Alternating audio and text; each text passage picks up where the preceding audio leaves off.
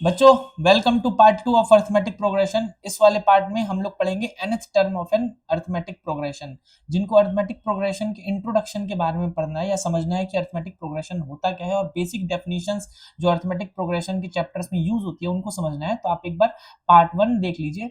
मैं वीडियो का link description में डाल दूंगा। तो स्टार्ट करते हैं हमारा topic, nth term of an arithmetic progression. सबसे पहले ये देख लेते हैं कि ये होता क्या है।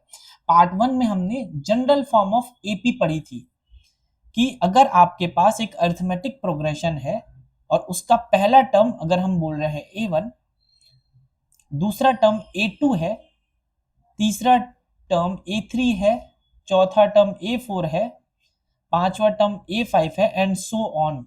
ठीक है, तो हमने देखा था कि जनरल फॉर्म होता क्या है, जनरल फॉर्म लिखते कैसे हैं।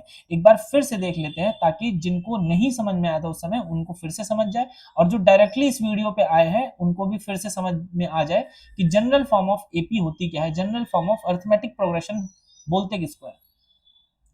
तो सपोज करो आपके पास एक सीरीज दी हुई है अर्थमेटिक प्रोग्रेशन की। अर्थमेटिक प्रोग्रेशन की सीरीज का मतलब है कि किसी भी दो कंसेक्यूटिव नंबर्स के जो बीच का डिफरेंस होता है उसको हम बोलते हैं डी या कॉमन डिफरेंस, और वो हमेशा सेम होता है। कोई भी आप दो कंसेक्यूटिव नंबर्स उठा लो, उनका डिफरेंस निकालो, उन दोनों नंबर्स के बीच का, वो हमेशा सेम मिलेगा।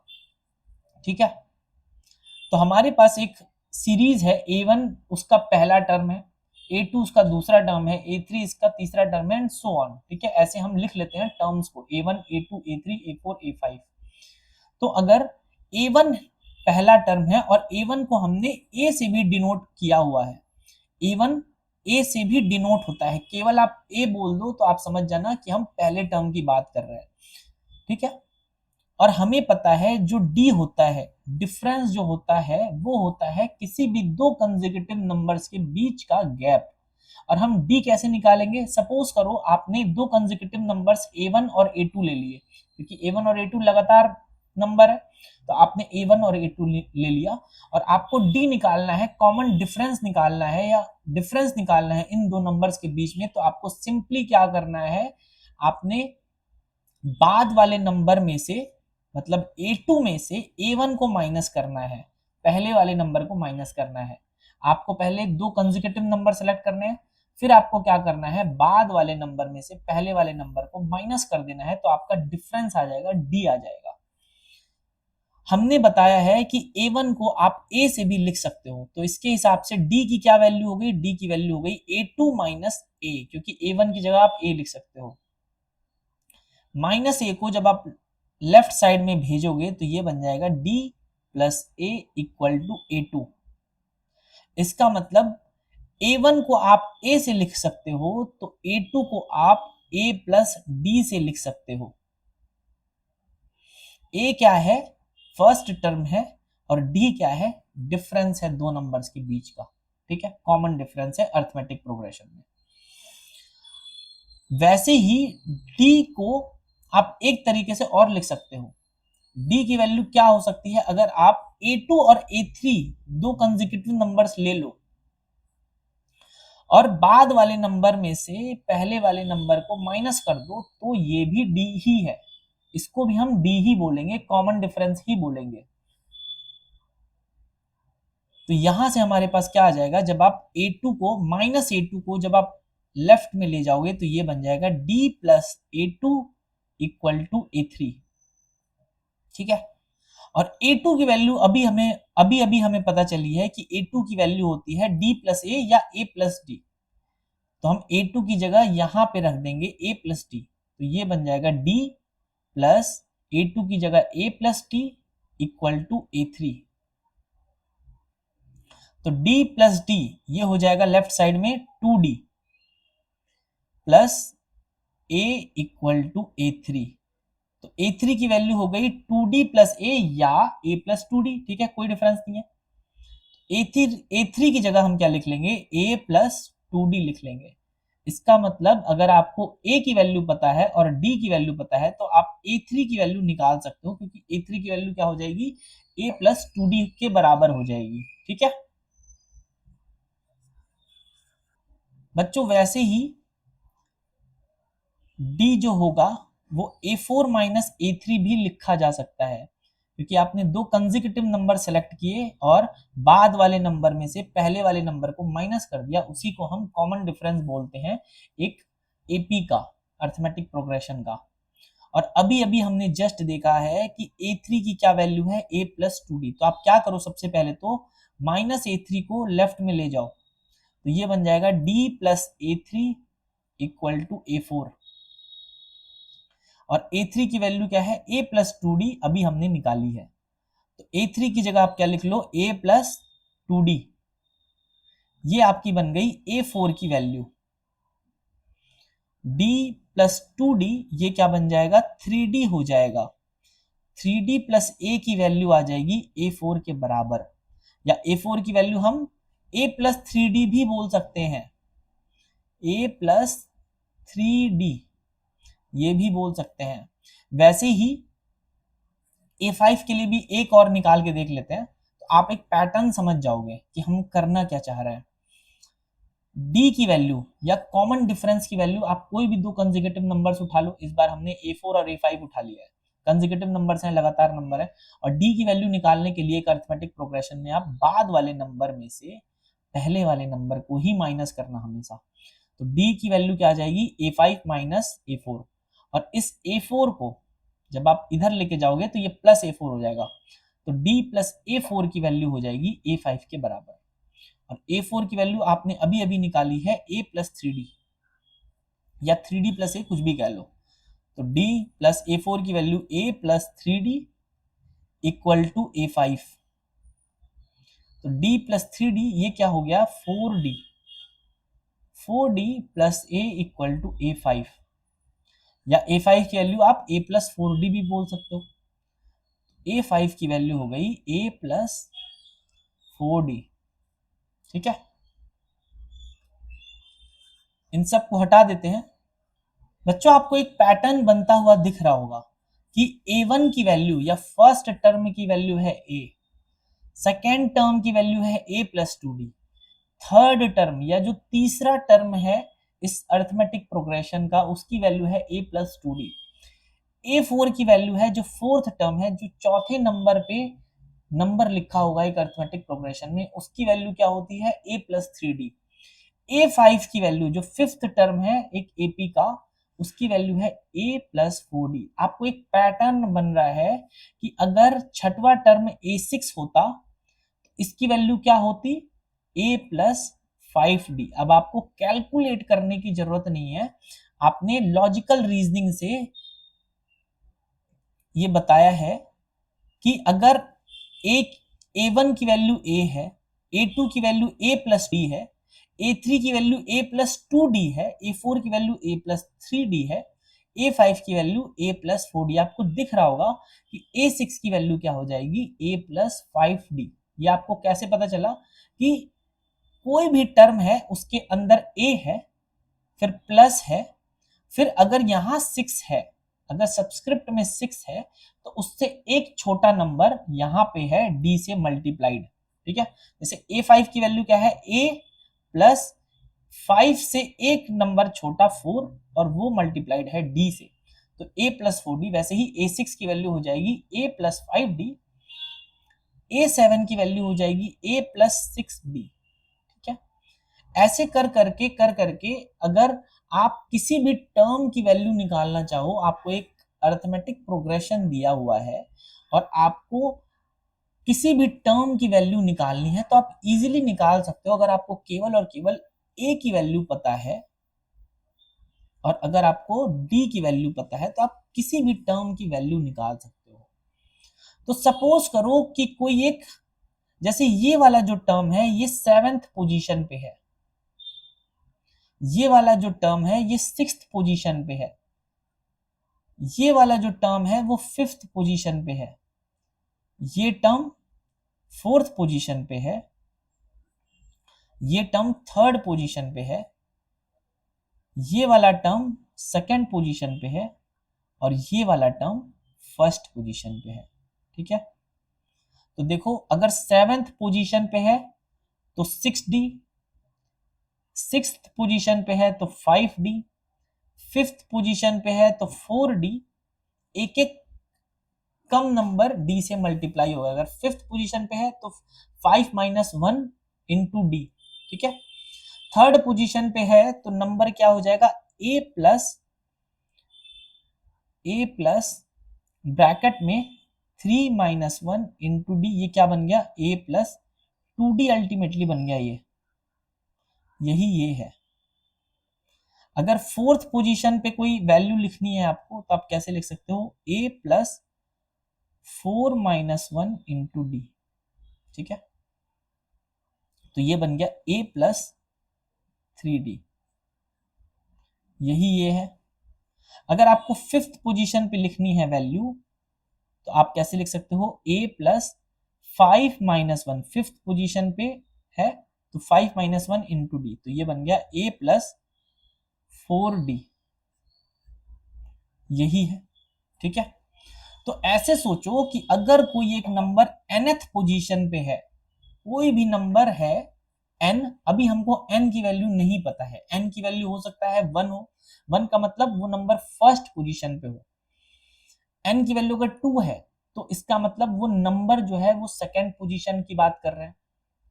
अगर कोई नंबर थर्ड पोजीशन पे है तो हम थर्ड वाले नंबर की बात कर रहे हैं, मतलब A3 की बात कर रहे हैं।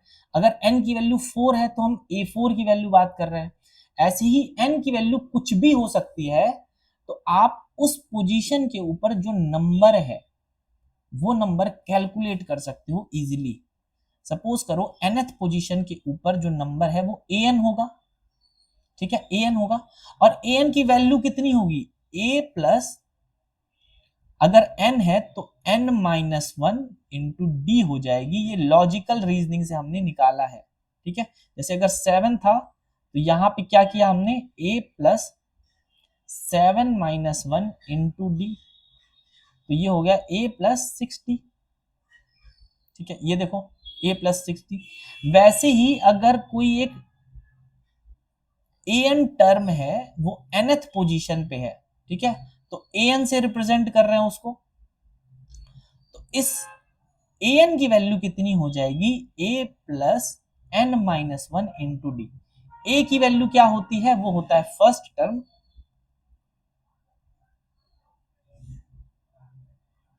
a की वैल्यू क्या होती है, फर्स्ट टर्म होता है। d क्या होता है, कॉमन डिफरेंस होता है, कॉमन डिफरेंस होता है। और n क्या होता है, n होता है उस नंबर की पोजीशन। जैसे an है, ठीक है, तो हम किस पोजीशन पे बात कर रहे हैं, किस पोजीशन की वैल्यू निकालना चाहते हैं, वो है n, ठीक है। तो n इज द पोजीशन।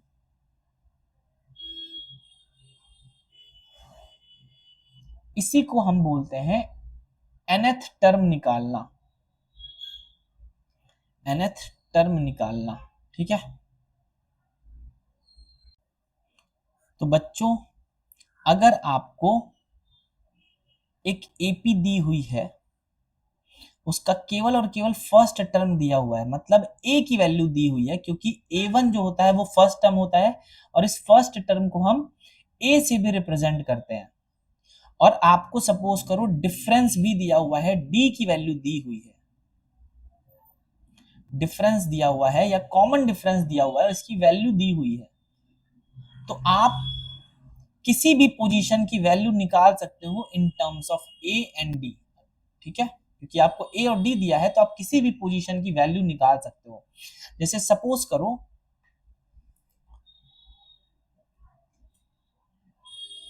कि फर्स्ट टर्म सपोज करो ए दिया हुआ है, फर्स्ट टर्म ए दिया हुआ है, और कॉमन डिफरेंस आपके पास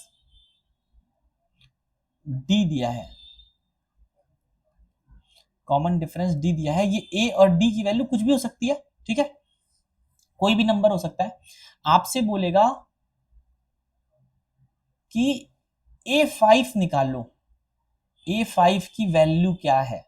तो देखो ये सीरीज है, A1 पहला टर्म, दूसरा टर्म A2, तीसरा टर्म A3, चौथा टर्म A4, पांचवा टर्म A5, ऐसे कर करके ये सीरीज है, और आपसे बोल रहा है कि A5 की वैल्यू निकालो। तो आपको A1 पता है। A1 कैसे पता है? क्योंकि आपको फर्स्ट टर्म पता है, इसी को हम A1 बोलते हैं। ठीक है, तो ये A पता है और आपको D पता है, और आपको एक चीज और पता है, आपको फॉर्मूला भी पता है। ये फॉर्मूला है AN is equal to A plus N-1 into d का। ये होता है nth टर्म फाइंड करने का फॉर्मूला। आप यहाँ पे n की वैल्यू चेंज करते जाओ, आपको an की वैल्यू मिलती जाएगी। जैसे सपोज करो हमने n की वैल्यू 1 ले ली, तो ये क्या बन जाएगा? a1 बन जाएगा equal to a plus n की जगह आप 1 डालोगे, क्योंकि n की जगह आप 1 ले रहे हो। ठीक है, तो ये बन जाएगा 1-1 इंटू डी। a1 क्या बन जाएगा? a1 is equal to a plus 1-1 0, 0 into d 0। तो a1 की वैल्यू देखो a बन गई। ठीक है, तो यहां से हमें पता है कि a1 जो होता है उसको a भी बोलते हैं, तो ये हमारा सही है। ठीक है, अगर आपसे बोला जाए a2 की वैल्यू निकालो, a2 की वैल्यू निकालो, तो आप क्या करोगे? इस nth टर्म वाले फॉर्मूले में, जिससे आपको किसी भी टर्म की वैल्यू पता चल जाए, आप वहां पे n की जगह 2 डाल दो। ठीक है, क्योंकि आपसे a2 की वैल्यू पूछी गई है, आपसे सेकंड टर्म की वैल्यू पूछी गई है। तो आप क्या करो, इस फॉर्मूले में n की जगह 2 डाल दो, तो आपका ये फॉर्मूला बन जाएगा a2 is equal to a plus n की जगह आपको 2 डालना है, तो 2-1 इंटू डी। तो a2 क्या बन गया? a2 बन गया a प्लस 2-1, ये हो गया 1 डी। तो ये a2 हो गया a प्लस 1 इंटू डी, ये हो गया d, 1 इंटू डी डी। तो a2 की वैल्यू आ गई a प्लस डी, और ये हमने देखा भी था ऊपर कि a2 की वैल्यू जो होती है वो a प्लस डी होती है। ये देखो a2 की जो वैल्यू होती है a प्लस डी होती है। ऐसे ही अगर आपसे बोला जाए कि a3 की वैल्यू निकालो, तो आप क्या करोगे? a3 की वैल्यू निकालो, तो आप क्या करो? an is equal to a plus n-1 into d. a3 मतलब आपको थर्ड टर्म की वैल्यू निकालनी है, तो n की जगह आप क्या करो? 3 डाल दो। तो यहां अगर n की जगह 3 डालोगे, तो यहां भी आपको n की जगह 3 रखना पड़ेगा। तो ये बन जाएगा a3 is equal to a plus 3-1 into d. ये जो n होता है ये सबस्क्रिप्ट में होता है, ये थोड़ा सा नीचे लिखते हैं, ये a3 नहीं है, ये a3 ऐसे नहीं लिखा जाता है, ये ऐसे लिखते हैं। इसका मतलब होता है थर्ड टर्म। और इसका क्या मतलब होता है? इसका मतलब होता है a इंटू 3। ठीक है, तो हम इसकी बात नहीं कर रहे हैं, हम a3 की बात कर रहे हैं। तो a3 हो गया a plus 3-1 into d. a3 की वैल्यू हो गई a प्लस 3-1, ये हो गया 2 इंटू डी। तो a3 की वैल्यू हो गई a प्लस 2d। देखो यहां से हमने ऊपर भी देखा था कि a3 की value in terms of a and d ये होती है। ठीक है, ये होती है। आ रही है बात समझ में? वैसे ही आपके क्वेश्चन में था कि a5 फाइंड करो, a5 फाइंड करो, तो आपको फॉर्मूला पता है किसी भी टर्म की वैल्यू निकालने के लिए। ठीक है, तो ये है a plus n-1 into D. तो n की जगह आपको केवल 5 रखना है, क्योंकि आपको a5 की वैल्यू चाहिए। तो ये बन जाएगा a plus 5-1 into D. a5 की वैल्यू हो जाएगी a plus 5-1 4, 4 into D 4d। a5 की वैल्यू हो गई a प्लस 4d। देखो यहां पे भी a5 की वैल्यू क्या है? a5 की वैल्यू है a प्लस 4d। ठीक है, आई होप इतनी बात क्लियर है। आपको क्वेश्चन में क्या करेगा कि a की वैल्यू दे देगा और d की वैल्यू दे देगा, और आपसे बोलेगा a5 की वैल्यू फाइंड करो। तो आप इजीली इसी फॉर्मूले का यूज करके, इसी an is equal to a plus n-1 into d फॉर्मूले का यूज करके आप a5 या फिफ्थ टर्म की वैल्यू फाइंड कर सकते हो। ठीक है, इतनी बात क्लियर है। चलो अब हम क्वेश्चन करते हैं, क्योंकि इतनी सी ही थ्योरी है, छोटी सी थ्योरी है कि ये फॉर्मूला आता कैसे है। अब इसके ऊपर हम लोग क्वेश्चन करते हैं, तो क्वेश्चन से आपकी और क्लैरिटी बन जाएगी, क्योंकि आपको डिफरेंट डिफरेंट तरह के क्वेश्चन करने हैं। केवल ये थ्योरी पढ़ने से कुछ नहीं होगा, आप क्वेश्चन नहीं करोगे तो आपकी कैलकुलेशन वीक होगी, और कैलकुलेशन वीक होगी तो आपसे आंसर नहीं आएगा।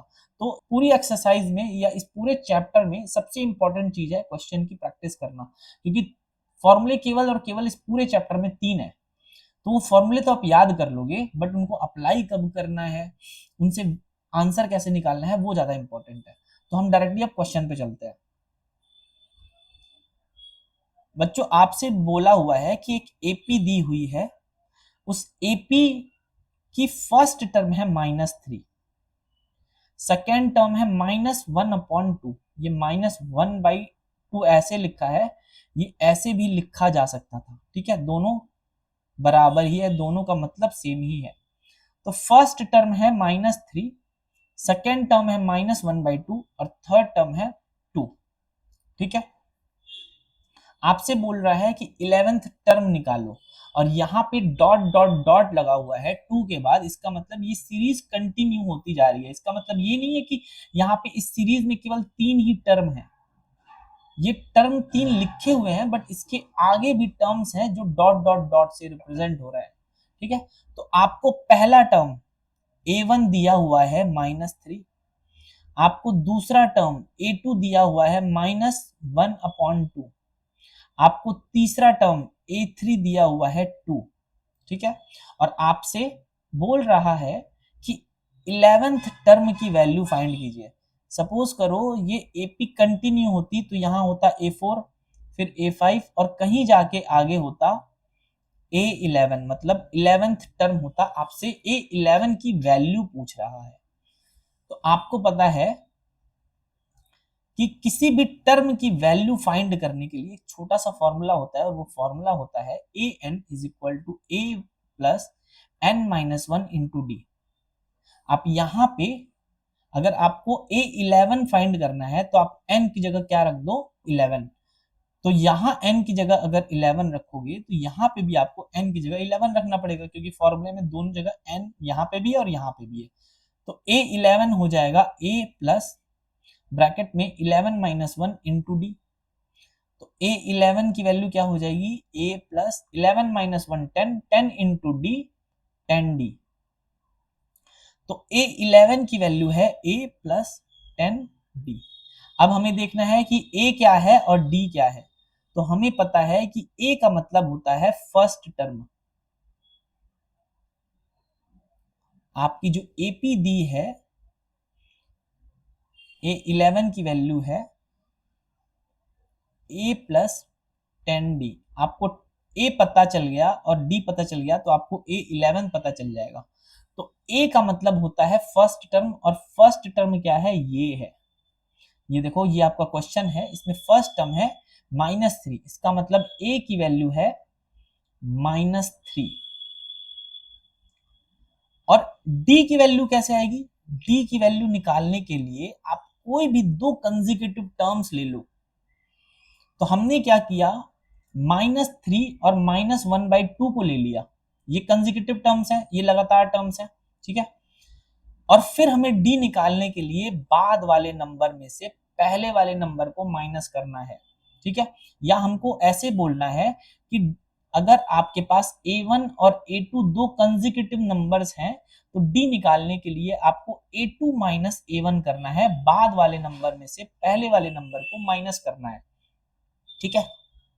तो d की वैल्यू क्या हो जाएगी, a2 माइनस a1, और a2 की वैल्यू कितनी है, सेकेंड टर्म की वैल्यू कितनी है, वो है -1/2। तो आप a2 की जगह लिख लो -1/2, फिर है ये सिंबल माइनस का, आप लगा दो माइनस। और a1 की वैल्यू कितनी है, a1 की वैल्यू है -3।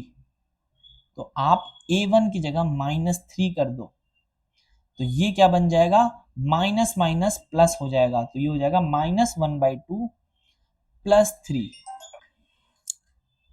अब आपको केवल इन दोनों को सिंप्लीफाई करना है, -1/2 प्लस 3 की वैल्यू निकालनी है। तो एलसीएम आ जाएगा 2, यहाँ आ जाएगा -1 प्लस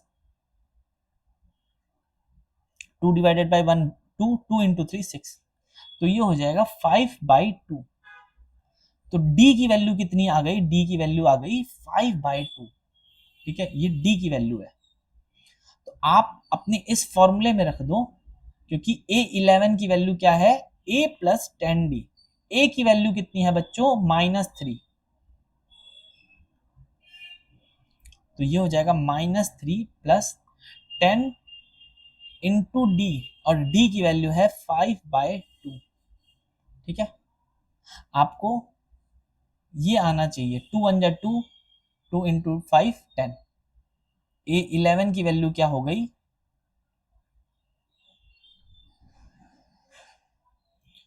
-3 प्लस 5 इंटू 5 25। तो A11 की वैल्यू हो जाएगी बच्चों 22। ये आपका आंसर है। मतलब 11th टर्म पे जो वैल्यू होगी, 11th नंबर जो होगा वो आपका 22 होगा। ठीक है, इसका मतलब ये है कि 11th टर्म जो है वो आपका 22 है। यही आपसे पूछा है क्वेश्चन में। ठीक है, चलो बच्चों अगला क्वेश्चन देखते हैं कि in the following APs find the missing terms in the boxes. अब आपको अगर कुछ भी नहीं पता है बच्चों, कुछ भी नहीं पता है, तो आप सिंपली एपी की डेफिनेशन पता करो कि एपी का मतलब क्या है। एपी का मतलब क्या होता है, एपी का मतलब ये होता है कि हर दो कंसेक्यूटिव नंबर्स के बीच में जो डिफरेंस होगा वो सेम होता है। तो अगर आपको इन ये दिया हुआ है कि ये जो सीरीज है, ये जो नंबर्स है ये एपी में है, इसका मतलब अगर इस बॉक्स में x लिखा है और इस बॉक्स में y लिखा है, तो हर दो कंसेक्यूटिव नंबर्स के जो बीच का डिफरेंस है वो सेम होगा। ठीक है, तो जो 2 और 7 के बीच का डिफरेंस है वही 7 और x के बीच का डिफरेंस होगा, और जो 7 और x के बीच का डिफरेंस है वही x और y के बीच का डिफरेंस होगा, और जो x और y के बीच का डिफरेंस है वही y और 20 के बीच का डिफरेंस होगा। इतनी सी बात है, बस अर्थमेटिक प्रोग्रेशन बोलता है। आपको अगर कुछ भी नहीं पता है, फॉर्मूला नहीं पता है, कुछ नहीं पता है, तो आप ऐसे कर सकते हो। तो एक बार ऐसे करते हैं और फिर अपने डायरेक्ट फॉर्मूले का यूज करके फिर से उससे भी करेंगे, ताकि आपको कोई डाउट ना रह जाए अपने इस चैप्टर में। ठीक है, तो मान लिया कि इस बॉक्स में नंबर हैं x एंड y। आपको पता है कि ये जो नंबर्स हैं ये एपी में है, इसका मतलब हर दो कंसेक्यूटिव नंबर्स का जो डिफरेंस होगा वो सेम होगा। ठीक है, तो अगर 2 और 7 कंसेक्यूटिव नंबर्स हैं, लगातार नंबर हैं, और इनका डिफरेंस क्या हो जाएगा, 2 और 7 का डिफरेंस क्या हो जाएगा, सबसे पहले हमको बाद वाला नंबर लिखना है, फिर हम पहले वाला नंबर लिखेंगे, तो d की वैल्यू हो जाएगी 5।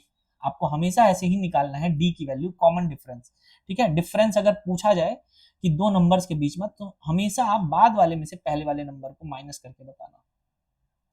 तो जो डिफरेंस 2 और 7 के बीच में होगा वही डिफरेंस 7 और x के बीच में होगा, तभी वो एपी होती है, तभी उसको एपी बोलते हैं।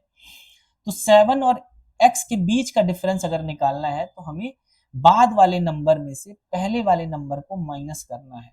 ठीक है, तो ये हो जाएगा 7 और x के बीच का डिफरेंस, और ये d और ये वाला d दोनों सेम है। ठीक है, दोनों सेम ही है d।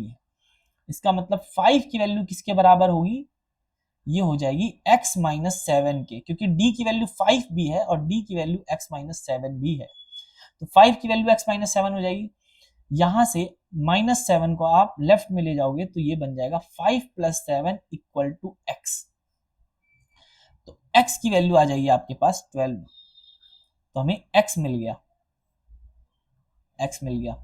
ठीक है, तो हमारा जो एक बॉक्स है वो फिल हो गया है। तो हमारी सीरीज क्या हो गई, 2 7, फिर बॉक्स के अंदर 12 आ गया, हमने निकाल लिया।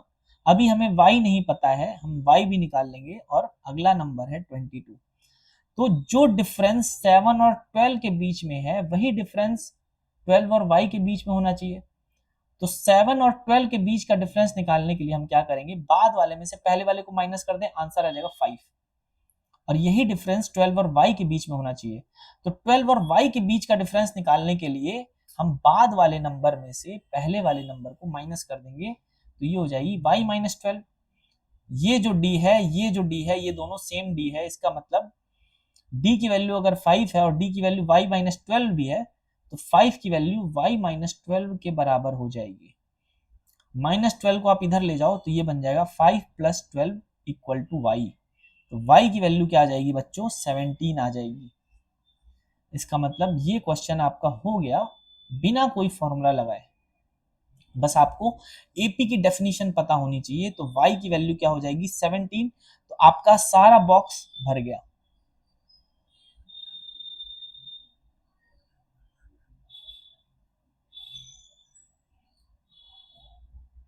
सेवनटीन, अगला नंबर 22। ठीक है, देखो यहाँ पे भी 5 का गैप है, यहाँ पे भी 5 का गैप है, यहाँ पे भी 5 का गैप है, यहाँ पे भी 5 का गैप है। इसी को हम बोलते हैं अरिथमेटिक प्रोग्रेशन।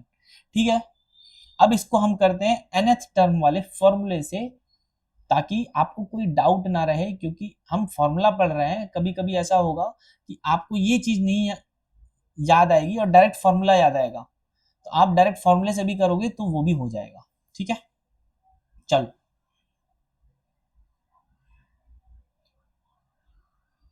तो हम ये वाली चीजें सारी मिटा देते हैं, फिर से अपना ये क्वेश्चन फ्रेश स्टार्ट करते हैं। चलो बच्चों, तो इस क्वेश्चन को फिर से फ्रेश स्टार्ट करते हैं। कह रहा है कि in the following AP find the missing term. हमें इस बॉक्स के मिसिंग टर्म को फाइंड करना है। ठीक है, तो हमें पता है कि यहाँ पे हमारे पास 1, 2, 3, 4 और 5 टर्म्स दिए हुए हैं इस एपी में। ऑलरेडी ये दिया हुआ है कि ये एपी है। इसका मतलब A1 है, A2 है, A3 है, A4 है और A5 है। ये टर्म्स हैं इस एपी के। A1 की वैल्यू दी हुई है 2, A1 की जो वैल्यू दी है 2। A2 मतलब सेकेंड टर्म, उसकी वैल्यू दी हुई है 7। A3 की वैल्यू नहीं दी है, ना तो A4 की वैल्यू दी है, बट आपको A5 की वैल्यू दी हुई है 22। ठीक है, तो हमने फॉर्मूला पढ़ा है कि अगर किसी भी टर्म की वैल्यू फाइंड करनी है तो उसके लिए ये फॉर्मूला होता है an = a + n-1 × d। अगर आपको किसी पोजीशन के लिए, किसी भी पोजीशन के लिए अगर आपको वैल्यू फाइंड करनी है कि उस पोजीशन पे टर्म की वैल्यू क्या है, तो वो आप इस फॉर्मूले से रख सकते हो। आपको सिंपली क्या करना है कि वो पोजीशन बताना है इस फॉर्मूले को कि n की वैल्यू क्या है। n मतलब वो पोजीशन कौन सा है जिस पे आपको वैल्यू फाइंड करनी है। तो आपको A3 की वैल्यू फाइंड करनी है, इसका मतलब n की जगह आपको 3 रखना है। A3 क्या हो जाएगा, a प्लस, यहां पे भी आप n की जगह 3 ही रखोगे, तो ये हो जाएगा 3 - 1 × d। तो A3 की वैल्यू क्या हो गई, a + 3 - 1 2 × d। A3 की वैल्यू आ गई a + 2d। इसका मतलब अगर आपको a पता चल जाए और d पता चल जाए तो आपको A3 की वैल्यू पता चल जाएगी। a क्या होता है हमारा इस फॉर्मूले में, a होता है फर्स्ट टर्म। ए होता है फर्स्ट टर्म। आप देख के बताओ कि आपकी इस सीरीज में फर्स्ट टर्म कौन सा है, तो ये है फर्स्ट टर्म। इसी को हम ए भी बोलते हैं, A1 को। तो ए हो गया 2, तो ए हमें पता चल गया। डी क्या होता है, डी होता है किसी भी दो कंसेक्यूटिव टर्म्स के बीच का डिफरेंस। तो A1 और A2 क्या है, हमारे दो कंसेक्यूटिव टर्म्स हैं, हमारे दो लगातार नंबर हैं। तो अगर आपको इन दोनों के बीच का डिफरेंस निकालना है तो आप क्या करोगे, बाद वाले में से पहले वाले को माइनस कर दोगे, आपको D की वैल्यू निकल जाएगी। A2 की वैल्यू क्या है, 7 है। A1 की वैल्यू क्या है, 2 है। तो D की वैल्यू क्या हो जाएगी, 5 आ जाएगी। तो आपको A भी पता चल गया, आपको D भी पता चल गया, तो आपको A3 तो बड़े आराम से पता चल जाएगा। A3 की वैल्यू क्या हो जाएगी, a + 2d। तो a की वैल्यू है 2 प्लस 2d का मतलब 2 × d और d की वैल्यू है 5। तो A3 की वैल्यू हो गई, पहले आप मल्टीप्लाई करोगे फिर प्लस करोगे, तो ये हो जाएगा 2 + 2 × 5 10, 2 + 10 12। तो A3 की वैल्यू हो गई 12। इसका मतलब हमारा जो थर्ड टर्म है वो है 12। ठीक है, ये जो मिसिंग बॉक्स का जो पहला नंबर है वो है 12। वैसे ही आपको A4 की वैल्यू फाइंड करनी है, आप सेम फॉर्मूला यूज करोगे, क्योंकि ये जो फॉर्मूला होता है, ये फॉर्मूला होता है किसी भी पोजीशन के लिए टर्म की वैल्यू फाइंड करने का फॉर्मूला। अगर आपको n की वैल्यू 4 रखनी है, अगर आपको A4 चाहिए तो आपको n की वैल्यू 4 रखनी पड़ेगी यहाँ पे, ठीक है, ताकि आपका फोर्थ टर्म निकल सके। तो ये होता है A4 फोर्थ टर्म, ये हो जाएगा a प्लस n की जगह 4 माइनस 1 इंटू डी। A4 की वैल्यू हो जाएगी a प्लस 4 माइनस 1 3d। अभी अभी आपने देखा है कि इस AP के लिए a की वैल्यू क्या है, 2 है, क्योंकि किसी भी गिवन AP के लिए ना तो a की वैल्यू चेंज होगी ना तो d की वैल्यू चेंज होगी, ठीक है। अगर आपको कोई एक AP दिया है और कोई भी टर्म निकालना है, आपको फोर्थ टर्म निकालना है, आपको फिफ्थ टर्म निकालना है, तो हमेशा a की वैल्यू सेम रहेगी और d की वैल्यू सेम रहेगी, ठीक है। तो a हमारा है फर्स्ट टर्म और फर्स्ट टर्म की वैल्यू है 2 और d की वैल्यू है 5, कॉमन डिफरेंस, तो ये हो जाएगा 3 इंटू 5। A4 की वैल्यू हो गई ये, A4 की वैल्यू क्या हो जाएगी, 2 प्लस पहले हम मल्टीप्लाई करेंगे तो ये हो जाएगा 15, तो A4 की वैल्यू हो जाएगी 17। इसका मतलब हमारा जो फोर्थ टर्म है वो है 17। आप देख सकते हो कि गैप जो है वो 5 का है और ये AP है, ठीक है, क्योंकि ये AP दिया हुआ है, इसका मतलब हर दो नंबर्स के बीच का जो गैप होना चाहिए वो सेम होना चाहिए, हमारे केस में सही आ रहा है। इसका मतलब हमने जो वैल्यूज निकाली है वो सही है। तो हमारा थर्ड टर्म आ गया 12, हमारा फोर्थ टर्म आ गया 17। इसका मतलब हमारा आंसर आ गया है 12 एंड 17, यहाँ पे 12 यहाँ पे 17, ठीक है। आगे चलते हैं बच्चों, हमारे पास दिए हुए हैं चार टर्म्स, 1 2 3 और 4, ठीक है, और हमसे बोल रहा है कि ये AP है, ये दिया हुआ है क्वेश्चन में, ऊपर लिखा हुआ है कि in the following APs find the missing term. तो आपको ऑलरेडी बता रखा है कि ये AP है, तो आपको A1 A2 A3 और A4 ऐसे दिया हुआ है, और A1 की वैल्यू ऑलरेडी दी हुई है, 3 है, A1 मतलब फर्स्ट टर्म। A2 आपको नहीं बोल रखा है, A2 आपको नहीं दे रखा है, इसी की वैल्यू आपको फाइंड करनी है, सेकंड टर्म की वैल्यू फाइंड करनी है। थर्ड टर्म आपको दे रखा है 6 और फोर्थ टर्म की वैल्यू आपको फिर से नहीं दे रखी है, आपको फाइंड करनी है, ठीक है। तो A1 की वैल्यू दे रखी है, A1 का मतलब A भी होता है, A को हम A1 से भी रिप्रेजेंट करते हैं या A1 को हम A से भी रिप्रेजेंट करते हैं। A का मतलब होता है फर्स्ट टर्म, फर्स्ट टर्म। अगर आपको A2 की वैल्यू निकालनी है, अगर आपको किसी भी टर्म की वैल्यू निकालनी होती है, तो आपको एक छोटा सा फॉर्मूला याद रखना है, an is equal to a plus N minus one into d, ठीक है। आप n की वैल्यू चेंज करते जाओ, आपको अलग अलग पोजीशन पे टर्म्स की वैल्यू पता चलती जाएगी। जैसे अगर आपको सेकंड पोजीशन की टर्म की वैल्यू निकालनी है, सेकंड पोजीशन पे टर्म कौन सा है वो निकालना है, तो इसका मतलब आपको A2 की वैल्यू निकालनी है। इसका मतलब यहाँ पे आपको n की वैल्यू 2 रखनी है, तो ये हो जाएगा A2 is equal to a plus, यहाँ पे भी आपको n की वैल्यू 2 रखनी पड़ेगी, तो ये हो जाएगा 2 माइनस 1 इंटू डी। तो A2 की वैल्यू क्या हो जाएगी, a प्लस 2 माइनस 1, ये हो जाएगा 1 और 1 इंटू डी, ये हो जाएगा d। तो A2 की वैल्यू हो गई a प्लस डी, ठीक है। बच्चों अभी तो आपको नहीं पता चलेगा, क्योंकि आपको a की वैल्यू तो पता है 3, क्योंकि a जो होता है वो फर्स्ट टर्म है और फर्स्ट टर्म आपको दे रखा है, a की वैल्यू तो आपको 3 दे रखी है, लेकिन A2 निकालने के लिए केवल a की नहीं d की भी जरूरत है। तो आपको a तो पता है लेकिन आपको d नहीं पता है, तो आप ये नहीं निकाल सकते। तो A2 की वैल्यू एक बार लिख लेते हैं, A2 की वैल्यू हो जाएगी a प्लस डी, और a की वैल्यू है 3, तो ये हो जाएगी A2 की वैल्यू 3 प्लस डी। अगर d हमें पता चल जाए तो A2 की वैल्यू पता चल जाएगी, ठीक है।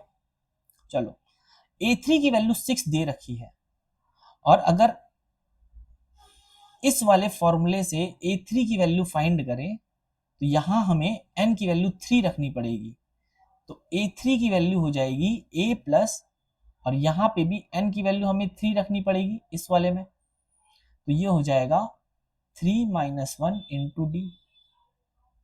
तो A3 की वैल्यू हो गई a plus 3 minus 1 2, 2 into D 2d।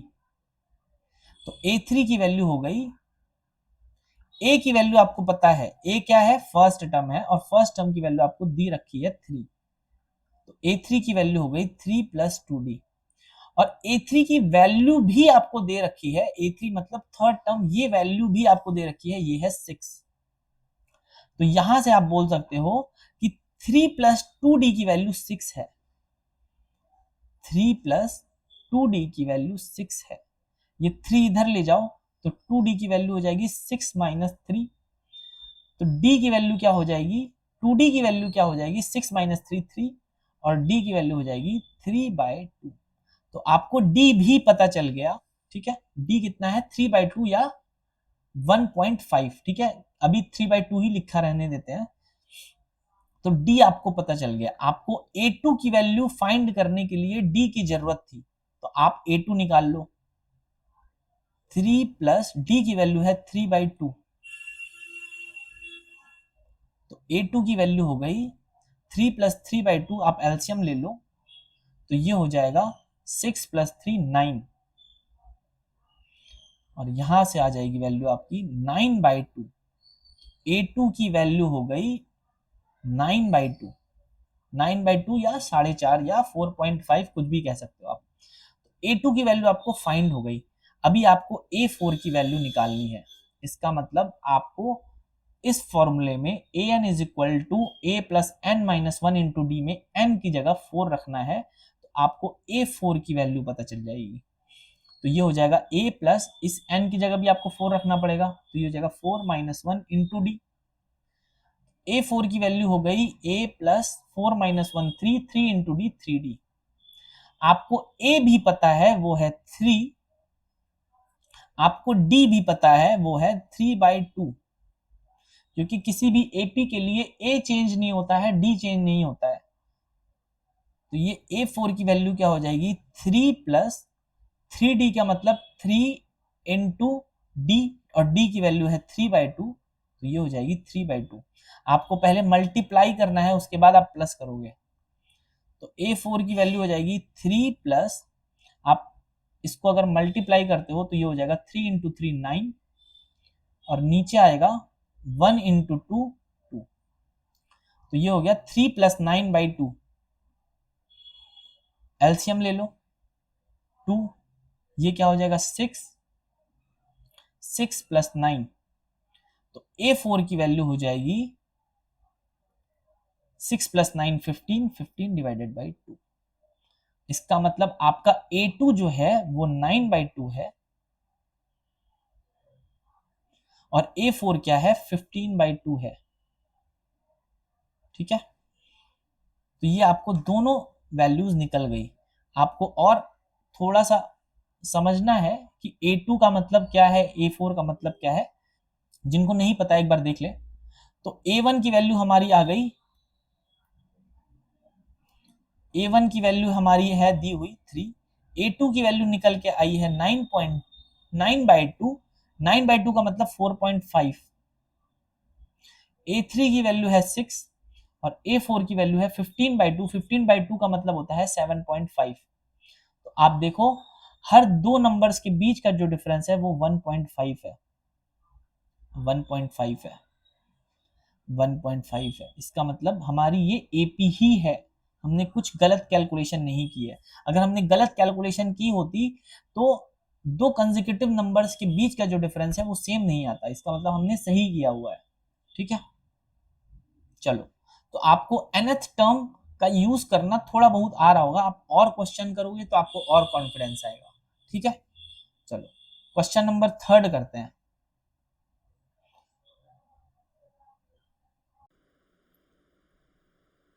Question number 3 देखते हैं। कह रहा है कि अगर थर्ड और ninth term of an AP 4 और -8 है, मतलब अगर आपके पास एक एपी दी है, उसका थर्ड टर्म 4 है और उसका नाइन्थ टर्म -8 है, तो which term of this AP is 0, कौन सा ऐसा टर्म होगा जिसकी वैल्यू 0 होगी, ठीक है। तो आपसे इंफॉर्मेशन क्या दी है कि एक तो एपी है, ठीक है। एपी के अंदर नंबर्स लिखे होते हैं, नंबर्स का कलेक्शन होता है एपी, ठीक है, यही होता है।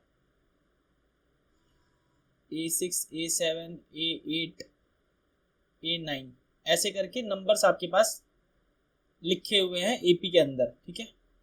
और आपसे कह रहा है कि थर्ड टर्म एपी का 4 है, मतलब A3 की वैल्यू ये थर्ड टर्म है, this is our third term, और इसकी वैल्यू आपको दे रखी है 4, और आपसे कह रहा है नाइन्थ टर्म की वैल्यू -8 है, मतलब ये नाइन्थ टर्म है, इसकी वैल्यू है -8, ठीक है। तो आपसे पूछ रहा है कि कौन सा ऐसा टर्म है इस एपी में जिसकी वैल्यू 0 होगी।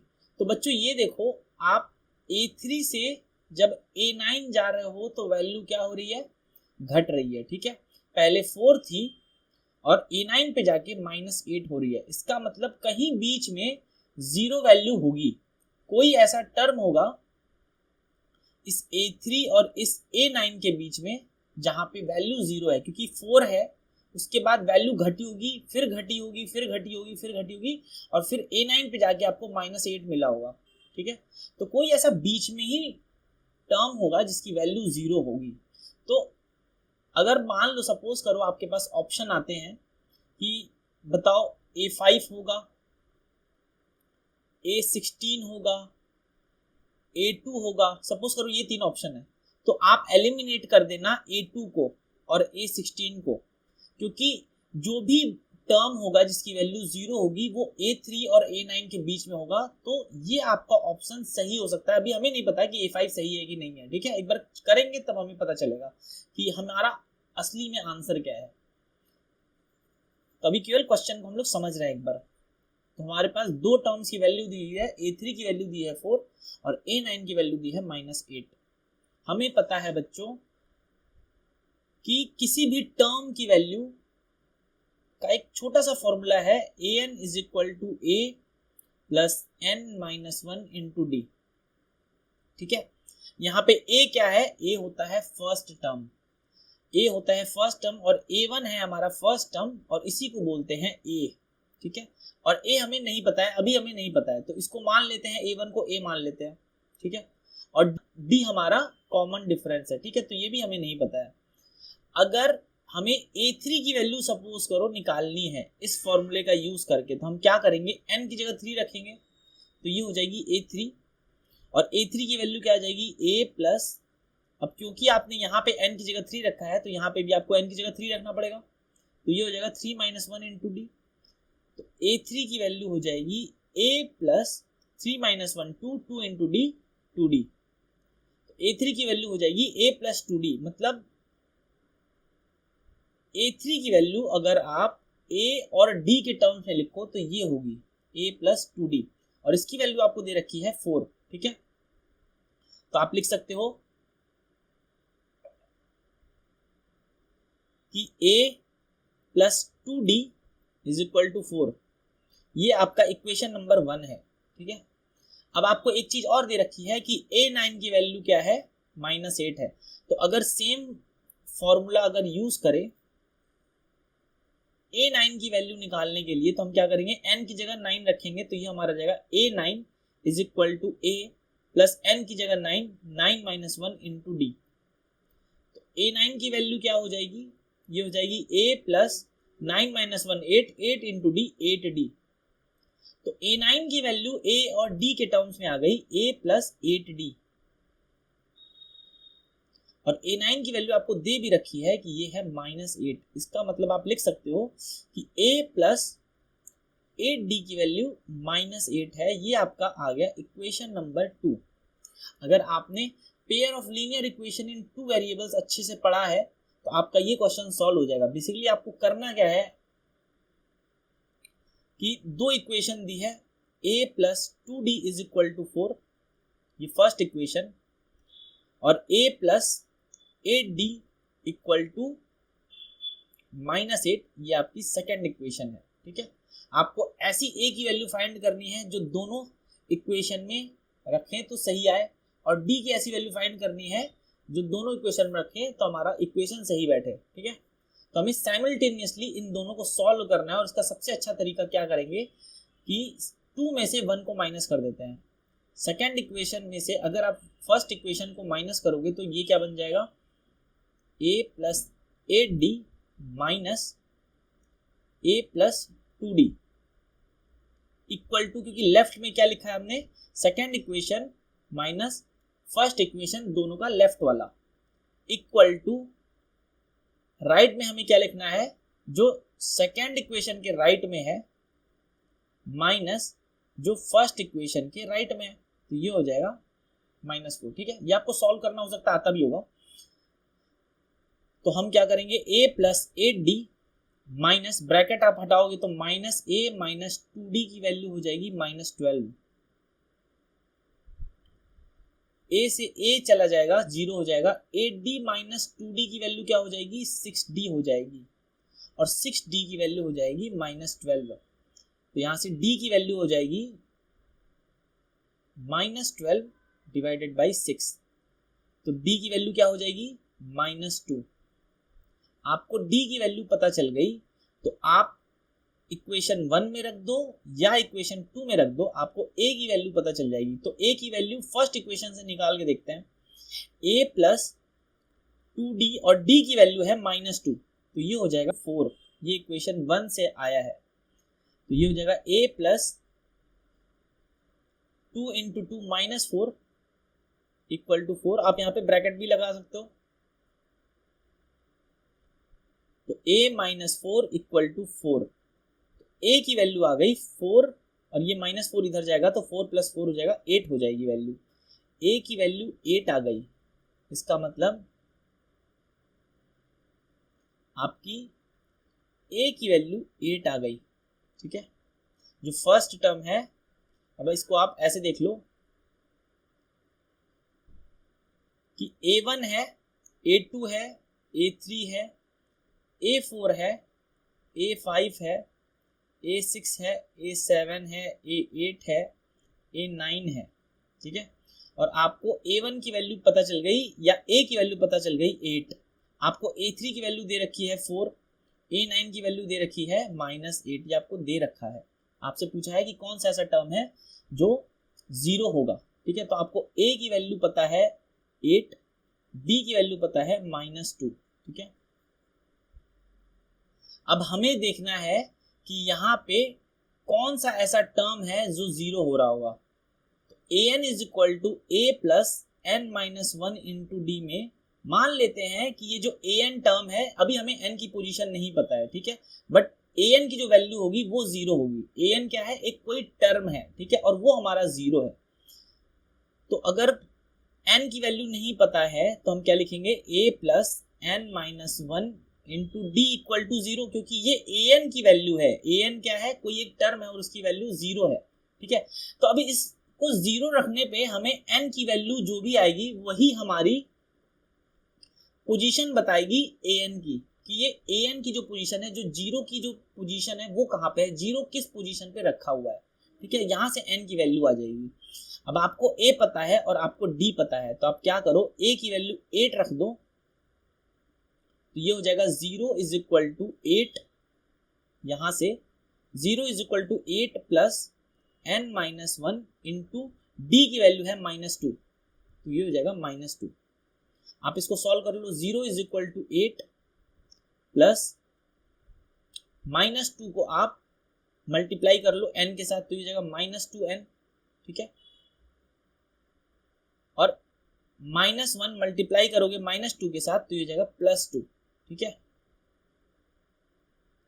0 इक्वल टू 8, अब आप ब्रैकेट खोलोगे तो ये प्लस और माइनस हो जाएगा -2n, और ये प्लस और प्लस हो जाएगा प्लस। ठीक है, तो 0 is equal to 8 plus 2 10, 10 minus 2n, ये -2n इधर जाएगा तो ये हो जाएगा 2n इक्वल टू 10। यहां से n की वैल्यू आ जाएगी 5। इसका मतलब जो फिफ्थ वाली पोजीशन है, n का मतलब जो फिफ्थ वाली पोजीशन है, यहां पे हमारा ये 0 होगा। ठीक है, तो आपको पता चल गई कि कौन से टर्म की वैल्यू क्या है, 0 है। तो यहां से आप बोल सकते हो कि टर्म फिफ्थ की पोजीशन, टर्म 5 की जो वैल्यू है वो 0 होगी। तो आपका आंसर हो जाएगा n इज इक्वल टू 5। ठीक है, which term of this AP is 0। I hope कि क्लियर है। ठीक है,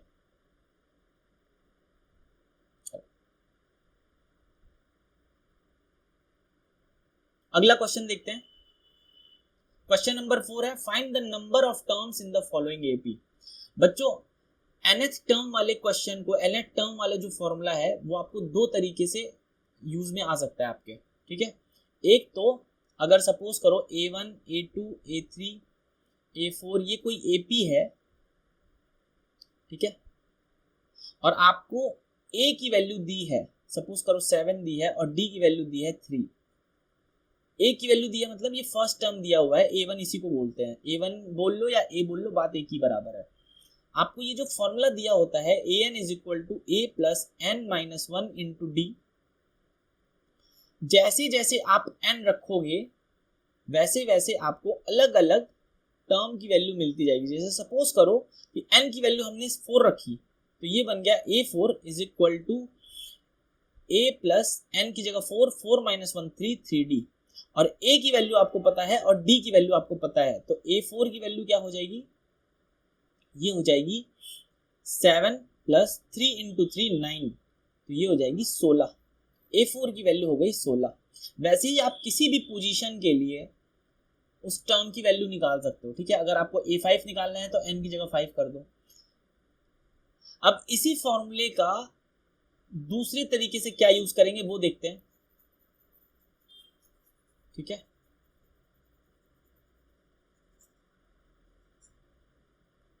सपोज करो आपसे बोला गया कि एक एपी है जिसमें फर्स्ट टर्म 7 है, ठीक है, ये a1 हो गया, इसलिए a1 बोल लो या a बोल लो, ठीक है, और d की वैल्यू आपको दे रखी है कितनी, 3 दे रखी है, ठीक है, और आपसे बोला कि कोई टर्म है जो 16 है इस एपी में, ये तो फर्स्ट टर्म हो गया, और कोई टर्म है, ये फर्स्ट टर्म, फिर सेकेंड, फिर थर्ड, फिर फोर्थ, फिर फिफ्थ, फिर सिक्स्थ, ऐसे कर करके एक टर्म है उसकी वैल्यू 16 है। तो बताओ वो टर्म जो होगा वो कौन सा टर्म होगा, वो दूसरा टर्म होगा या वो तीसरा टर्म होगा या वो चौथा टर्म होगा, ठीक है। तो हमें नहीं पता अभी कि जो 16 है वो रखा कहाँ है, वो सेकेंड वाले टर्म की पोजीशन पे रखा है, वो थर्ड टर्म है, वो फोर्थ टर्म है, वो फिफ्थ टर्म है, वो हमें नहीं पता। बट हमें एक चीज पता है कि an की वैल्यू किसी भी n के लिए आप an की वैल्यू निकाल सकते हो, आप उस टर्म की वैल्यू निकाल सकते हो इस वाले फॉर्मूले से। तो हमें n की वैल्यू नहीं पता, लेकिन हमें an की वैल्यू तो पता है। an मतलब उस n के लिए an की वैल्यू कितनी है, उस n के लिए an जो आपसे बोला गया है 16, वो तो आपको पता है। तो 16 कहीं भी हो आप उसकी पोजीशन निकाल सकते हो, अगर आपको a पता है और आपको d पता है। an की जगह आपने 16 रख लिया, आपको n नहीं पता है, ठीक है, तो a की वैल्यू क्या हो जाएगी 7, प्लस n की वैल्यू क्या है आपको नहीं पता है, और d की वैल्यू क्या है 3 है। ये आपको दे रखा होगा कि d की वैल्यू 3 है और a की वैल्यू 7 है। तो यहां से आपके पास हो गया 16 इज इक्वल टू 7 प्लस, आप इसको सॉल्व कर लो, 3 into n 3n minus 3 into 1 3, तो ये हो गया 16 is equal to 7 minus 3 4, 4 plus 3n, तो 16 माइनस 4 ये हो गया 12, 12 इज इक्वल टू 3n, यहां से n की वैल्यू आ जाएगी 4। इसका मतलब फोर्थ पोजीशन पे 16 है, ये सेकंड पोजीशन, थर्ड पोजीशन और फोर्थ पोजीशन, तो ये फोर्थ पोजीशन पे 16 है, ठीक है। आ रही है बात समझ में? तो दो तरीके से इस फॉर्मूले का यूज आप लोग को करना है। क्वेश्चन हमारा क्या है कि find the number of the terms in the following AP. हमको नंबर ऑफ टर्म्स निकालने हैं कि इस एपी के अंदर कितने टर्म है। बच्चों सारे टर्म यहाँ स्क्रीन पे नहीं लिखे हुए हैं, डॉट डॉट डॉट जो लिखा हुआ है इसका मतलब वहां पे नंबर्स हैं, ठीक है। एक एपी है, एक अर्थमेटिक प्रोग्रेशन है जिसका फर्स्ट नंबर 2 है और जिसका लास्ट नंबर 998 है, मतलब 2 है, फिर अगला नंबर 4, फिर 6, फिर 8, ऐसे कर करके ये सीरीज बढ़ती गई है और आखिरी जो नंबर है वो 998 है। और आपसे पूछा है कि बताओ इस एपी के अंदर कितने नंबर्स हैं, मतलब 1 2 3 4 ऐसे कितने टोटल नंबर्स यहाँ पे एपी में हैं, ठीक है। तो अब हम क्या करें बच्चों, आपको पता है ये एपी है, ठीक है, तो कुछ तो एपी का फॉर्मूला लगेगा। हमको पता है ए की वैल्यू है 2, ए का मतलब फर्स्ट टर्म, तो ए की वैल्यू हो गई 2। डी की वैल्यू आप निकाल सकते हो, कोई भी दो कंसेक्यूटिव नंबर्स ले लो, सपोज करो 2 और 4 ले लिए, और फिर बाद वाले में से पहले वाले को माइनस कर दो, तो आपके पास डी की वैल्यू आ गई। तो इस एपी के लिए आपको कॉमन डिफरेंस की वैल्यू भी पता चल गई, 2 है। ठीक है, अब आपको क्या करना है बच्चों, देखो कि 998 किस पोजीशन पे है, ये कौन सा टर्म है। सपोज करो आपकी केवल जो एपी होती वो 2, 4, 6 और 8 होती, ठीक है, और आपसे पूछता कि बताओ इस एपी के अंदर कितने टर्म्स हैं, तो आप कहते जो लास्ट वाला नंबर है उसकी पोजीशन देख लो, तो लास्ट वाला जो नंबर है 8 उसकी पोजीशन है 4, मतलब वो फोर्थ टर्म है। ठीक है, वो फोर्थ टर्म है, तो हम बोलेंगे कि इस एपी में टोटल 4 टर्म है। ठीक है, तो वैसे ही हमें क्या करना है कि हमें देखना है कि यहाँ पे जितने भी नंबर्स बीच में लिखे हों, अगर हमें 998 की पोजीशन पता चल गई कि वो कौन सा टर्म है, तो हम ये बता सकते हैं कि इस पूरी एपी में कितने टर्म्स हैं। ठीक है, an is equal to A plus N minus 1 into d में अगर आप n की वैल्यू वो डालते जो 998 की पोजीशन है, तो आपको an की वैल्यू 998 मिल जाती। ठीक है, अब आपको n की वैल्यू नहीं पता है कि ये 998 किस पोजीशन पे है, लेकिन an की वैल्यू क्या है, 998 है, इतना तो हमें पता है। ठीक है, ये an इसको बोलेंगे, an इसको बोलेंगे, और इस an के लिए n की वैल्यू निकाल लेंगे, मतलब 998 के लिए जो एप्लीकेबल n है वो आपको इस फॉर्मूले से मिल जाएगा ऑटोमेटिकली। ठीक है, कि 998 किस पोजीशन पे है, उसका टर्म वो कौन सा टर्म है। तो 998 is equal to A plus N minus 1 into D. ए तो हमेशा पूरी एपी के लिए कॉमन है, सेम रहेगा। ए है हमारे केस में 2 और डी भी है हमारे केस में 2, तो ये फॉर्मूला लगा देंगे बस, 998 is equal to 2 plus N minus 1 into 2। आपको n निकालना है, तो 998 इज इक्वल टू 2 प्लस आप 2n माइनस 2 लिख लो इसको ब्रैकेट खोल के, तो ये क्या बन गया, 2 माइनस 2 0 हो गया। तो n की वैल्यू कितनी हो गई, 998 divided by 2 is equal to n। तो n की वैल्यू क्या आ गई, 499। इसका मतलब टोटल आपके पास 499 टर्म्स हैं।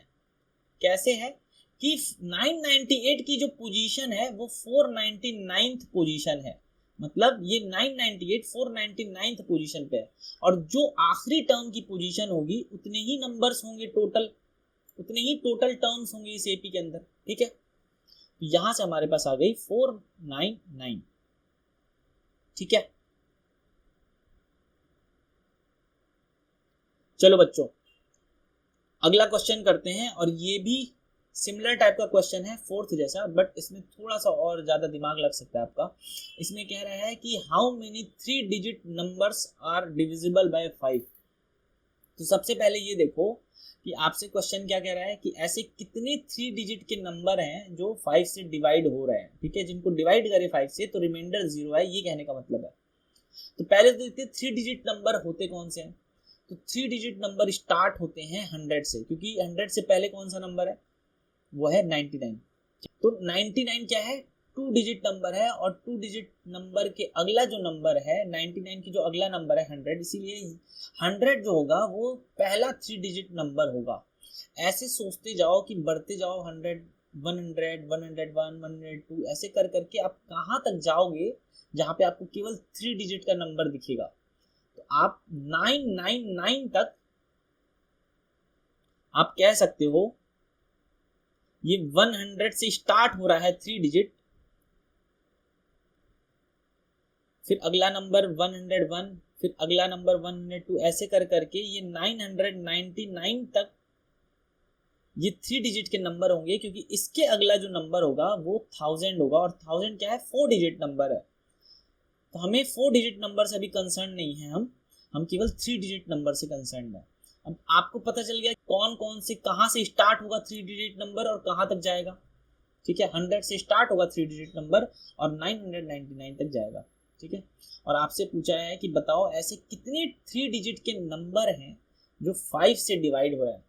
तो बच्चों अगर स्टार्टिंग वाला नंबर देखे 100, तो ये 5 से डिवाइड होता है। अगर 100 को 5 से डिवाइड करेंगे तो ये हो जाएगा 20।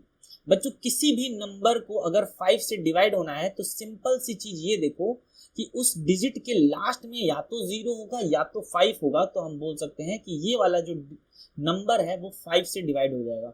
जैसे 15 हो गया, 15 के लास्ट में क्या है, 5 है, तो ये 5 से डिवाइड हो जाएगा। 275 क्या है, उसके लास्ट डिजिट कौन सा है, 5 है, इसका मतलब ये भी डिवाइड हो जाएगा। 2900 का लास्ट डिजिट कौन सा है, 0 है, इसका मतलब ये भी 5 से डिवाइड हो जाएगा। इसका मतलब जितने भी नंबर्स के एंड डिजिट 0 या 5 होंगे वो सारे नंबर्स 5 से डिवाइड होंगे, उनके अलावा कोई भी ऐसा नंबर नहीं होगा जो 5 से डिवाइड होगा।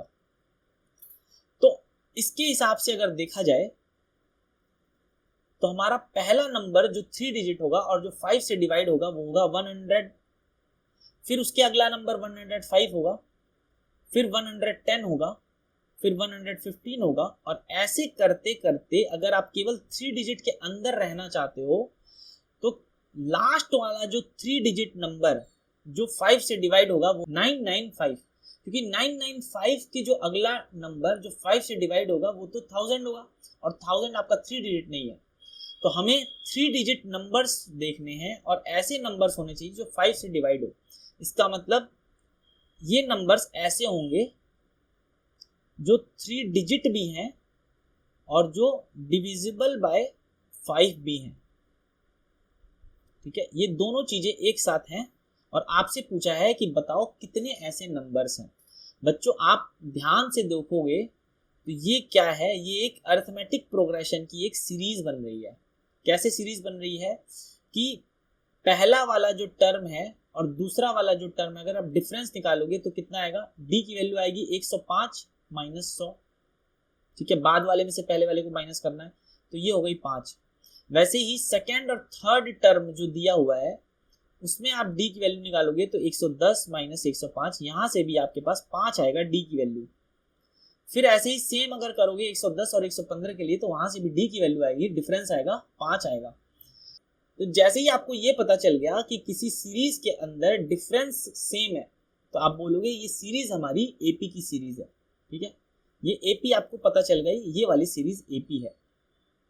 और आपसे पूछ रहा है बताओ इस सीरीज के अंदर या कितने नंबर्स 5 से डिवाइड होंगे, तो ये सारे नंबर्स 5 से डिवाइड होंगे।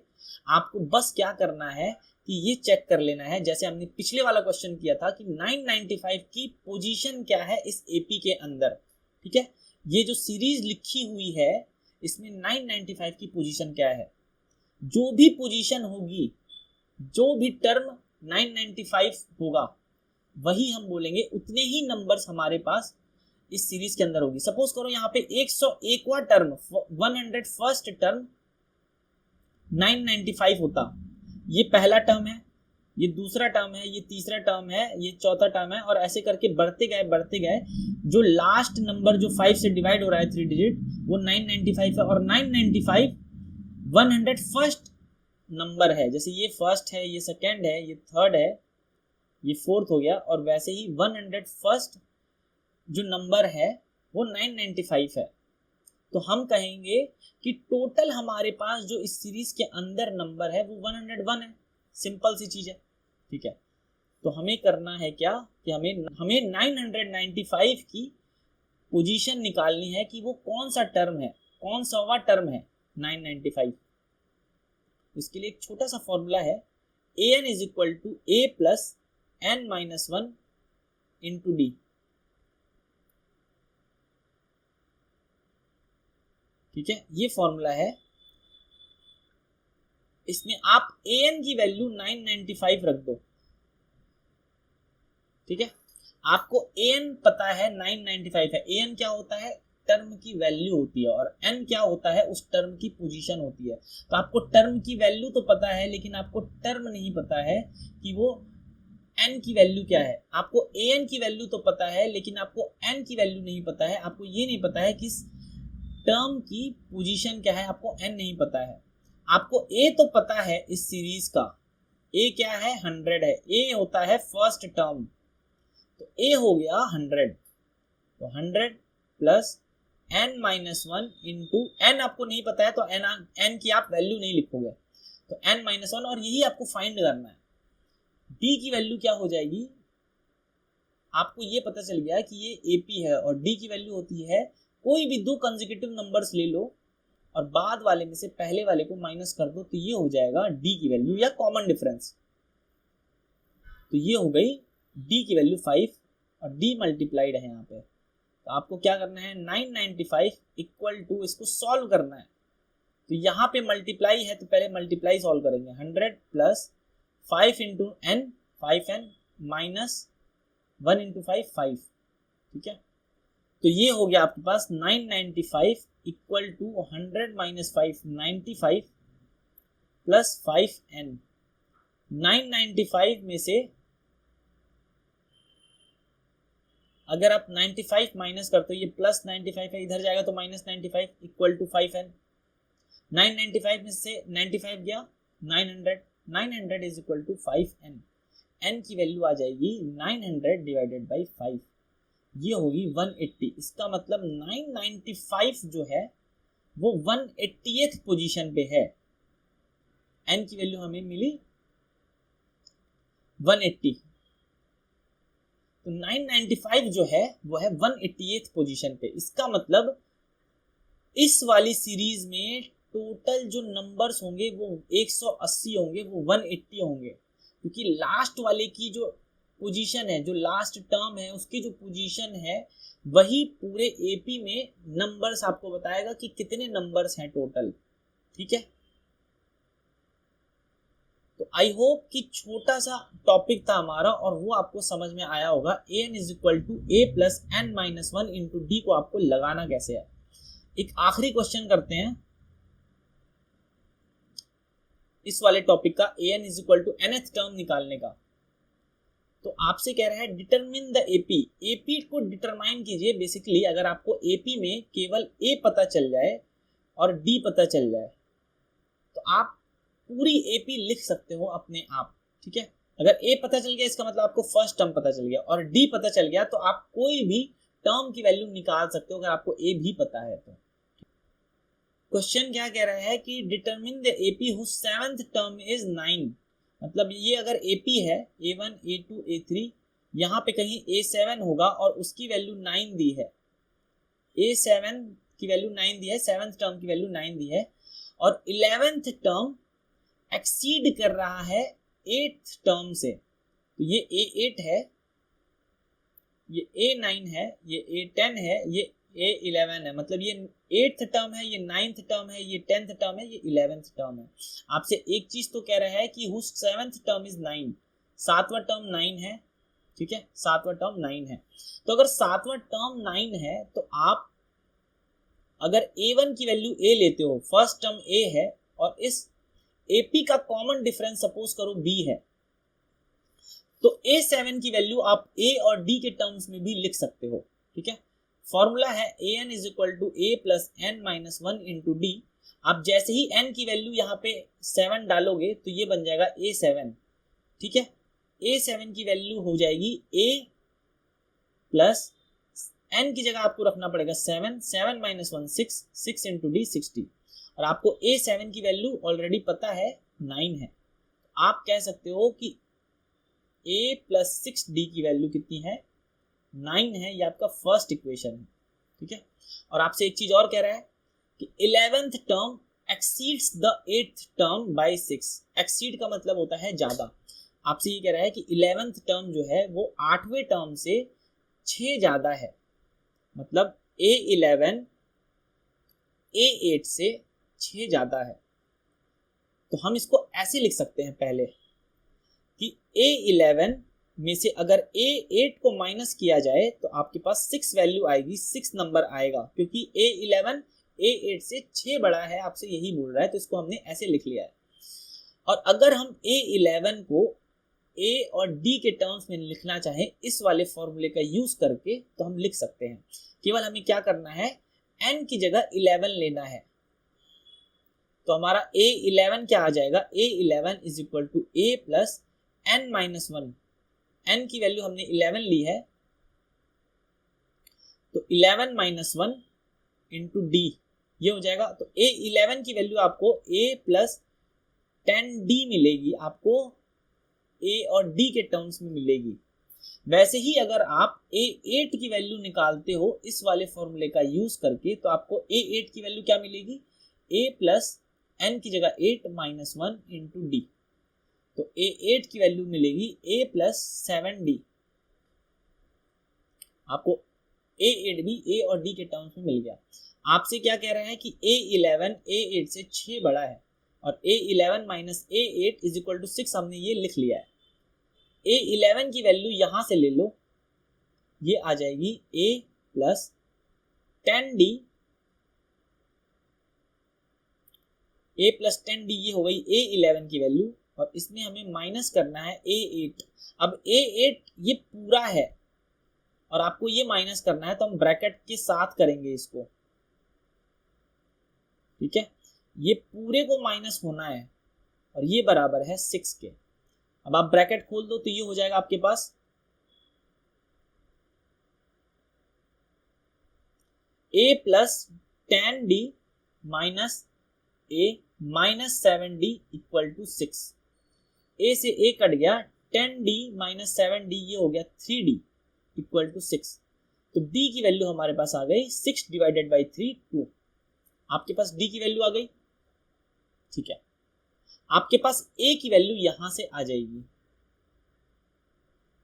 ये फर्स्ट वाला जो इक्वेशन हमने लिखा हुआ है कि a प्लस 6d की वैल्यू 9 है, तो a की वैल्यू हमें नहीं पता है, लेकिन d की वैल्यू हमें पता चल गई है। तो d की वैल्यू कितनी है, 2 है, तो 6 इंटू 2 इक्वल टू 9। तो ये हो जाएगा a plus 6 into 2 12 equal to 9। तो a की वैल्यू हो जाएगी -3। 9 माइनस 12 -3। इसका मतलब आपको a पता चल गया और आपको d पता चल गया। अब आप AP लिख सकते हो, आप कोई भी AP लिख सकते हो जिसका a पता है और d पता है, ठीक है। तो AP हमारी क्या हो जाएगी, ये A1 है फर्स्ट टर्म, A2 फिर A3 फिर A4 फिर A5 डॉट डॉट डॉट ऐसे चलती जाएगी। A1 क्या होता है, फर्स्ट टर्म होता है, और फर्स्ट टर्म A से भी रिप्रेजेंट करते हैं, तो A की वैल्यू आ गई -3, ठीक है। A2 की वैल्यू क्या होती है, A2 की वैल्यू अगर आपको पता होगा तो A प्लस D होती है A2 की वैल्यू, ठीक है। आता वहीं से है, इसी वाले फॉर्मूले से आता है। an is equal to a plus N minus 1 into d वाले फॉर्मूले से आता है। अगर आप n की जगह 2 रखोगे तो आपको a2 की वैल्यू मिल जाएगी a प्लस डी। a2 की वैल्यू क्या आ गई, a प्लस डी, a की वैल्यू -3 प्लस d की वैल्यू 2, तो ये हो गई -1। a2 की वैल्यू हो गई -1, ठीक है। a3 की वैल्यू कितनी है, a3 की वैल्यू हो जाएगी a प्लस 2d। सेम फॉर्मूले का यूज करके n की जगह हमें 3 रखना है, क्योंकि थर्ड पोजीशन के लिए हमें वैल्यू निकालनी है। तो a3 क्या है, थर्ड पोजीशन पे वैल्यू है, और उसकी वैल्यू a प्लस 2d के बराबर है। a की वैल्यू है -3 प्लस 2 इंटू d की वैल्यू है 2, तो ये हो जाएगी -3 प्लस 2 इंटू 2 4, ये हो जाएगी -3 प्लस 4 1 हो जाएगी, ठीक है। आप ऐसे निकालते जाओ, आप A4 के लिए निकाल लो, आप A5 के लिए निकाल लो, आप A6 के लिए निकाल लो। आपको ये दिख रहा होगा कि जो गैप है वो 2-2 का गैप है, और ये सीरीज जो है ये बढ़ रही है, ठीक है। ये जो सीरीज है, आप इधर से इधर जा रहे हो तो ये बढ़ रही है। पहले -3 था, फिर -1, 2 का गैप, और ये बढ़ी। -1 और 1 के बीच में 2 का गैप और बढ़ गई। इसका मतलब 1 और अगला नंबर हो जाएगा 3, फिर अगला नंबर हो जाएगा 5, फिर अगला नंबर हो जाएगा 7, ऐसे कर करके देखो ये A4 है, ये A5 है, ठीक है, ये A6 है, और ये A7 है। 7 के बाद आएगा 9, ठीक है, ये A6 है। A7 की वैल्यू हो जाएगी 9, और A7 आपको दिया भी वैसे हुआ है कि 9 है। A8 की वैल्यू हो जाएगी 11, A9 की वैल्यू हो जाएगी 13, A10 की वैल्यू हो जाएगी 15, A11 की वैल्यू हो जाएगी 17। आपसे एक क्वेश्चन में एक चीज बात और कह रखी है कि A7 की वैल्यू 9 है, ठीक है, ये चेक कर लिया हमने, सही है। आपसे ये भी कह रहा है कि A11 जो है वो A8 से 6 बड़ा है। देखो A11 की वैल्यू क्या है, 17 है, और A8 की वैल्यू है 11। देखो 17 11 से कितना बड़ा है, 6 बड़ा है, तो ये भी सही है। इसका मतलब हमारी एपी एकदम सही है, हमने एकदम सही कैलकुलेट किया है, ठीक है। चलो, तो ये छोटा सा चैप्टर था, छोटा सा टॉपिक था, जो आपको काफी इजीली समझ में भी आ जाएगा अगर आप प्रैक्टिस करोगे काफी अच्छे से। इसमें कोई डरने वाली बात नहीं है, बहुत सिंपल सिंपल से क्वेश्चन है आपको, लेकिन प्रैक्टिस करनी है, क्योंकि कैलकुलेशन इसमें हो सकता है आपको तंग करेगी, ठीक है। कैलकुलेशन तो वैसे सब में ही आपको तंग करती है, तो आप अच्छे से करोगे तो आपसे हो जाएगी, कोई डरने वाली बात नहीं है, ठीक है। अगला टॉपिक अगले वीडियो में कवर करेंगे, जो है सम ऑफ n टर्म्स, ठीक है।